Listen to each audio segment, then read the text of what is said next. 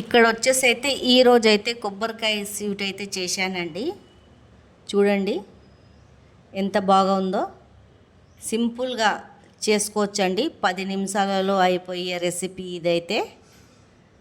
ఇలా పిల్లలకి చేసి పెడితే పిల్లలైతే మంచిగా తింటారు. మన ఇంట్లో కొబ్బరికాయ కొట్టుకుంటాం కదండి, ఆ కొబ్బరికాయతోటే చేసేసుకోవాలా. సన్నగా కొబ్బరికాయ అయితే తరిగేయాలండి. చాలా మంచిగా టేస్టీగా అవుతుంది.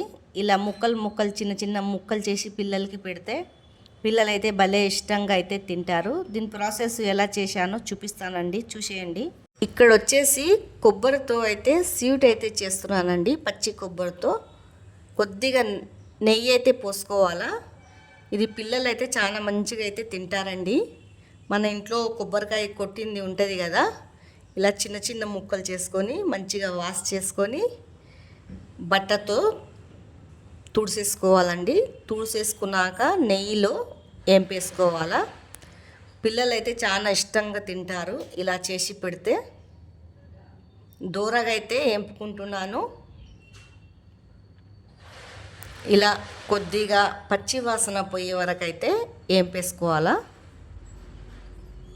టేస్ట్ అయితే సూపర్ ఉంటుందండి. ఇలా మన పిల్లలకైతే ఇంట్లో తోటే కొబ్బరి స్వీట్ రెడీ చేసి ఇవ్వచ్చు. తర్వాత దూరగా వేయించినాక పక్కకైతే తీసేసుకోవాలా. ఇవన్నీ అయితే పక్కకైతే తీసేసుకుంటున్నానండి.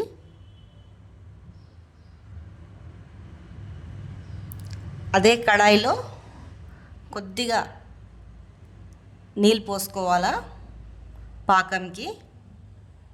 బెల్లంతో అయినా చేసుకోవచ్చు, చక్కెరతో అయినా చేసుకోవచ్చు అండి.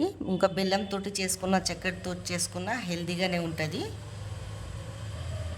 నేనైతే చక్కెరతో అయితే చేస్తున్నాను. నీళ్ళైతే కొద్దిగా ఇట్లా వేడి అయిపోవాలా. తర్వాత చక్కెర వేసేసుకుంటున్నానండి. తీపి మనకు ఎంత అవసరం పడుతుందో అంత చేసుకొని పాకం పట్టుకోవాలా. చూడండి, బిజీగా 10 నిమిషాలలో పిల్లలకైతే కొబ్బరి స్వీట్ అయితే రెడీ అయిపోతుంది. ఎమ్మీగా ఉంటుంది, పిల్లలు మంచిగా తినేస్తారు ఇలా చేసి పెడితే. తర్వాత పాకం అయితే అయిపోయింది. దీంట్లో కొబ్బరి అయితే వేసేసుకోవాలా. పాకంలో అయితే వేసేసాక పాకం మంచిగా ఇట్లా తిప్పుకోవాలండి. కొబ్బరి దాంట్లో పాకంలో పట్టేలాగా. చూడండి, ఇలా అంతా తిప్పుకొని తర్వాత మనము ఒక గిన్నె తీసుకోవాలండి. ఒక గిన్నెలో ఇలా ఆయిల్ పూసేసి తర్వాత ఆ సిరప్ అంతా చేసింది దీంట్లో అయితే గిన్నెలో అయితే వేసేసుకోవాలండి. చూడండి, ఇలా వేసుకోవాలా. వేసుకున్నాక మొత్తం ఇట్లా సరి చేసుకొని ఒక 10 నిమిషాలు ఇడిసేస్తే చల్లగా అయిపోతుందండి అది. చూడండి, ఎంతో టేస్టీగా ఎమ్మీగా కొబ్బరి స్వీట్ అయితే రెడీ అయిపోయింది.